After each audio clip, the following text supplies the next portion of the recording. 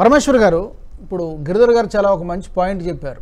ఒకటి, యుద్ధం లేకుండా మనం ఊహించడం అనేది జరగదు. మనం కోరుకున్నా కోరుకోకపోయినా కూడా ఏదో ఒక రూపంలో మనం మొదలు పెట్టకపోయినా ప్రపంచంలో ఎక్కడో చోట ఎవరో ఒకరు మొదలు పెడతారు. అండ్ మోర్ ఓవర్ ఏంటంటే, ఫస్ట్ వరల్డ్ వార్ జరిగినట్టు, సెకండ్ వరల్డ్ వార్ జరిగినట్టు ఇప్పుడు జరుగుతాయని మనం ఆశించడానికి లేదు. ఆల్రెడీ మనం వార్ జోన్లో వార్ జరుగుతుందనేటువంటి భావనలోనే మనం ఉండాలి. కాబట్టి అంటే యుద్ధం రీతులు మారాయి, జరిగేటువంటి పద్ధతులు మారాయి. కాబట్టి భారత్ ఆ దిశగా సరైన దారిలోనే వెళ్తుందా? ఎందుకంటే ఒకప్పుడు జరిగినట్టుగా ఇప్పుడు జరగడం లేదు. కాబట్టి బయోవార్ అంటున్నారు, ఇన్ఫర్మేషన్ వార్, రకరకాలుగా యుద్ధం జరిగే పద్ధతులు మారిపోయాయి. కాబట్టి మనం ప్రిపేర్డ్గానే ఉన్నామా ఫర్ ఎనీథింగ్? సింపుల్ ఆన్సర్ చెప్పాలంటే ఎస్ అండి. అంటే గిరిధర్ గారు చెప్పిన పాయింట్స్ తోటి ఏకీభవిస్తున్నాను నేను. స్టేట్ ఆఫ్ ఎటర్నల్ ప్రిపేర్డ్నెస్ అనేది నార్మల్ అయిపోయింది. ఇప్పుడు మీరు ఎప్పుడు ప్రిపేర్ అయ్యే ఉండాలి.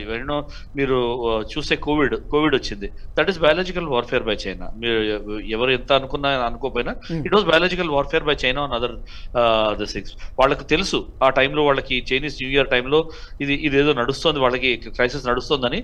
కానీ చైనీస్ న్యూ ఇయర్కి వచ్చి వెళ్ళిపోతున్న వాళ్ళని, వాళ్ళు ఫ్లైట్స్ అన్ని వెళ్ళిపోయినిచ్చాక వాళ్ళు లాక్డౌన్ ఇంప్లిమెంట్ చేసుకున్నారు వాళ్ళ కంట్రీలో.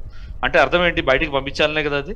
So that was biological warfare. దాని తర్వాత మన మీద బోల్డని సైబర్ అటాక్స్ జరుగుతుంటాయి, that is cyber warfare. So ఏ స్పియర్ లో వార్ జరుగుతుంది అనేది మీరు ఇంకా ప్రెడిక్ట్ చేయలేరండి. World is it's in fluid state అనమాట. మీరు minimum skirmishes and maximum skirmishes లో నడుస్తుంటాయి. అంటే చిన్న యుద్ధాలు, పెద్ద యుద్ధాలు నడుస్తూనే ఉంటాయి. ఇజ్రాయెల్ హమాస్ది ఒక యుద్ధం, యుక్రెయిన్ వీళ్ళది ఒక యుద్ధం, సోమాలియాలో జరుగుతున్నది ఒక యుద్ధము, యూనో ఆఫ్ఘనిస్తాన్ ఇరాక్ లో జరుగుతున్నది ఒక యుద్ధం, పాకిస్తాన్ లో జరుగుతున్నది ఒక యుద్ధం, మన కాశ్మీర్ ఇంకా నార్త్ ఈస్ట్ లో జరుగుతున్నది ఒక యుద్ధం. అన్ని లోకల్స్ వేరు చోట్ల ప్రపంచంలో జరుగుతూనే ఉన్నాయి. ఇవన్నీ ఒక న్యూక్లియస్ లో ఫామ్ అయ్యి ఒక చోటకి అయ్యాయి అంటే మాత్రం that will bring us to destruction అండి. సో అది జరగకుండా ఉండడం అనేది వరల్డ్ లీడర్స్ పని as of now. Most of the world leaders when they engage, when they talk, వాళ్ళు మాట్లాడేటప్పుడు దిస్ ఇస్ సంథింగ్. అందుకే మా ప్రాబ్లంలో మీరు చేయబెట్టకండి, మీ ప్రాబ్లంలో మీరు చేయబెట్టకండి అంటే ఇంటర్నల్ అఫైర్స్ జోక్యం చేసుకోవద్దు అనే ఒక అగ్రిమెంట్ ఎందుకు వస్తుందంటే, జోక్యం చేసుకున్న తర్వాత లిమిటేషన్స్ ఉండవండి. ఒకసారి నేను పక్కవాడి విషయాల్లో చేయబెట్టాక ఇన్వాల్వ్ అవ్వకుండా తప్పదు. ఇవాళ ఇన్వాల్వ్ అవుతాను, రేపు ఇన్వాల్వ్ అవ్వను అనడానికి వరల్డ్ అఫైర్స్ ఒప్పుకోవట్ల. సో ఇప్పుడు యుఎస్ఏ దానిలోనే ఇరుక్కునుంది బేసికలీ. చేయి పెట్టారు, యాజ్ నేటో వాళ్ళు చేయి పెట్టారు. అండ్ రష్యాకి ఇదివరకే ప్రామిస్ చేశారు, మీ బార్డర్స్ దగ్గరికి మేము నేటో అలయన్స్ ని రానివ్వము అని. కానీ ఏం చేస్తున్నారు? మెల్లమెల్లగా వెస్టర్న్ యూరోప్ నుంచి పాక్కుంటూ నాటో అలయన్సెస్ తీసుకొస్తున్నారు. యుక్రెయిన్ కి తీసుకొచ్చారు. యుక్రెయిన్ తీసుకుంటే మాత్రం నేను ఒప్పుకోనని పుటిన్ చెప్పాడు. వాళ్ళు ప్రామిస్ కూడా చేశారు చేయమని. కానీ యుక్రెయిన్ మెల్లమెల్లగా తీసుకొద్దామని ట్రై చేస్తున్నారు నాటోలోకి. అందుకే ఆయనకి పుటిన్ కూడా నచ్చక యుద్ధం చేశాడు. ఎందుకంటే వాళ్ళ టెరిటోరియల్ ఇంటెగ్రిటీ, ఎవరి దేశం దగ్గర ఇంటర్నేషనల్ మిసైల్స్ తీసుకొచ్చి పెడితే ఎవడు ఒప్పుకుంటాడండి? సో రష్యా యుక్రెయిన్ కాన్ఫ్లిక్ట్ లో సురేష్ గారు అనుకుంటాను అన్నారు ఇందాక, జెలెన్స్కీ ఈజ్ ఎ క్రూక్ అని. వాడు ప్రైమ్ మినిస్టర్ ఎట్లా అయ్యాడో తెలియదండి. వాడు జోకర్, వాడు బై ట్రెడిషన్ వాడు ఒక జోకర్. అసలు వాడు ఇట్లాంటి పనులు దేశాన్ని అమ్మేసిన వేరే చోట అమ్మేసిన పనే చేశాడు ఆయన. ఇప్పుడు అంతకన్నా ఏం లేదు. దేశం ఇప్పుడు ఇవాళ యుద్ధం ఆగినా కూడా వాళ్ళకు ఒక 50 ఏళ్ళు పడుతుంది కోలుకోవడానికి ఈ యుద్ధం నుంచి. అప్పటిదాకా వాళ్ళు అడుక్కుని తినాల్సిన పరిస్థితే ఉంది వాళ్ళది. బట్ ఎందుకు అలా చెప్తున్నారు కదా? ఇప్పుడు మీరు చెప్తున్నారు కదా 50 సంవత్సరాలు పడుతుంది ఇప్పుడు యుద్ధం ఆపినా కూడా అని చెప్పి. ఎందుకు మొండిగా వెళ్తున్నారంటే అనివార్యమైనటువంటి ఒక ట్రాప్లో చిక్కుకున్నారా, లేకపోతే కేవలం అమెరికా కారణంగానే జరుగుతుందా? ఎవరి స్వార్థం కోసం యుద్ధం జరుగుతుంది తెలిసి కూడా ఇది తెలీదా? తెలిసే ఇంకా తప్పనిసరి పరిస్థితుల్లో యుద్ధం చేస్తున్నారా? ఇక పులి మీద స్వారీలాగా. అదే పులి మీద స్వారీ అండి, లేకపోతే చేతులు కాల్చుకొని తరడం. ఇంకా ఇప్పుడు ఆకులు పట్టుకుని కూడా ఏం లేదు, చేతులు కాలిపోయాయి కాబట్టి ఇంకా ఆ కాలిపోయిన చేతులతో ఎదుటోడి చేతులు కూడా కాల్చేయాలని ఆయన కోరిక, అంతకన్నా ఏం లేదు. తప్పు చేశారని తెలుసు జెలెన్స్కీకి. ఇక తప్పు చేశాను, ఎంత డీప్ వెళ్ళిపోయారంటే ఈ యుద్ధంలోకి, ఇప్పుడు విత్డ్రా చేసుకున్నారంటే, ఒకటి ఆయనకి లాస్ ఆఫ్ ఫేస్, 2 ఆయన బతకనివ్వరు. సో పులి మీద కూర్చున్నంత వరకు మీరు బతికేది, పులి మించి దిగంగానే పులి మిమ్మల్ని తినేస్తుంది. ఇప్పుడు ఎగ్జాక్ట్లీ జెలెన్స్కీది అదే పరిస్థితి. ఆయన యుద్ధం కాల్ ఆఫ్ చేయలేరు.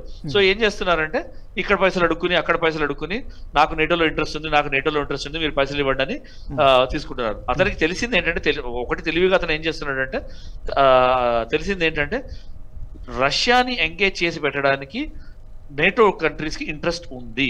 సో నేను ఆ పని చేస్తున్నాను కాబట్టి నా పని నాకు నడుస్తుంది, వాళ్ళ పని వాళ్ళకి నడుస్తుంది, రష్యా ఎంగేజ్ అయ్యింది. That is the only aim with which he is fighting this war అండి. ఇంకా అంతకన్నా ఆయనకి ఏం లేదు. మీరు యుక్రెయిన్ హిస్టరీలోకి వెళ్ళారంటే కూడా యుక్రెయిన్ ది నేషనల్ కల్చర్ అంటూ ఏం లేదండి. యుక్రెయిన్ ఒక నేషనలిజం అని మనకి దేశభక్తి అని ఉన్నట్టు వేరే కంట్రీస్ ఉన్నట్టు యుక్రెయిన్ కి వేరియస్ రీజన్స్ ఉన్నాయి, రీజనల్ కల్చర్స్ ఉన్నాయి వాళ్ళకి. డాన్బాస్ రీజన్ ఒకటి, వెస్టర్న్ రీజన్ ఒకటి. సో డాన్బాస్ రీజన్ లో ఎక్కువ వాళ్ళు రష్యాతో అలైన్ అవుతారు. సో అట్లా యుక్రెయినియన్ కల్చర్ అంటూ ఏమీ లేదు. ఇప్పటిదాకా మీరు ఎక్కడ న్యూస్ లో ఆర్టికల్లోను వేటిల్లోనూ యుక్రెయినియన్ కల్చర్ అనేది ఎక్కడ చూసుని ఉండరు. సో వాళ్ళకి పెద్ద డిఫరెన్స్ అవ్వట్లేదు. మొన్న అయిన రెఫరెండం లో కూడా సగం మంది పుటిన్ కి ఓటేశారని ఒక ఇది కూడా అయింది. ఇల్లీగల్ గా ఎలక్షన్ చేశారు ఇది అని అన్నారు. సో ఏంటంటే వాళ్ళు కన్వీనియన్స్ ఉన్న చోట వెళ్ళిపోతుంటారు వాళ్ళు యుక్రెయినియన్స్. సో ఓన్లీ రీజన్ ఏంటంటే యుక్రెయిన్ అందరూ పట్టుకుని పాకులాడేది ఎందుకంటే న్యాచురల్ రిసోర్సెస్ చాలా రిచ్ అండి వాళ్ళు. సో ఆ న్యాచురల్ రిసోర్సెస్ యుద్ధం ఇదంతా న్యాచురల్ రిసోర్సెస్ మీద హోల్డ్ కోసం అని చేసే యుద్ధం. నేటో రీజన్స్ వచ్చాయంటే రష్యా థ్రెటన్ అవుతుంది, రష్యా పట్టుకుందంటే రష్యా మళ్ళీ వెస్ట్ కి జర్మనీ వైపు పాకుతుందని నేటో నేషన్స్ భయం. సో అది ఇది ఈ భయం అంతా. వరల్డ్ వార్ వస్తుందా రాదా అంటే అది చెప్పలేం. ఆ లెవెల్లో అంటే నాస్ట్రాడామస్ గారు ప్రెడిక్ట్ చేశారు, పెద్ద పెద్ద టపాకాయలు పేలినట్టు అయ్యి వరల్డ్ వార్ 3 అవుతుంది 21st సెంచరీలో అని ప్రెడిక్ట్ చేశారు. కానీ నన్ను అడిగితే ఈ తరుణంలో ఇటువంటి ఎకనామిక్ సిచ్యువేషన్స్ లో అన్ని nations they have to be stupid enough to get into world war. అంటే హ్యాండ్ టు హ్యాండ్ కాంబాట్ లోకి వెళ్ళేది. ఇజ్రాయెల్స్ హ్యాండ్ వాజ్ ఫోర్స్డ్ అంటే ఇజ్రాయెల్ నేమ్ అనలే మనము, వాళ్ళ హ్యాండ్ ఫోర్స్ చేశారు హమాస్ వాళ్ళు, అందుకని వెళ్ళారు వాళ్ళు. అదర్వైజ్ ఇజ్రాయెల్ కూడా తెలుసు, లేకపోతే అన్ని దేశాలకి తెలుసు హ్యాండ్ టు హ్యాండ్ బ్యాటిల్లో వెళ్ళి కోల్పోవడం మాత్రమే, దాంతో కోల్పోవడమే. ఇవాళ ఇండియా పాకిస్తాన్ యుద్ధం ఏంటంటే India will go back 20 years అండి. 2 వారాలు యుద్ధం చేసి వస్తే 20 ఏళ్ళు వెనక్కి వెళ్తాం. సో చేయలేక కాదు, పాకిస్తాన్ 2 వారాలు వెళ్ళి తొక్కేసి రావచ్చు, వెనక్కి చేసుకుని రావచ్చు. కానీ చెయ్యండి ఎందుకు, డిప్లొమాటిక్ సర్కిల్స్ ఎంగేజ్ చేసి ఎందుకు పెడుతున్నామంటే వాళ్ళకి లాస్ అవుతుంది, కానీ వాళ్ళ లాస్ మనం కూడా నష్టపోతాం కదా, మనం కోల్పోతాం.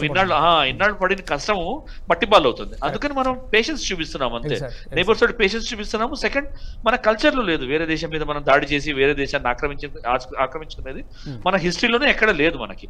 సో అది మన డిఎన్ఏలో లేదు కాబట్టి మనం చెయ్యము అంతే, అంతకన్నా ఏం లేదు.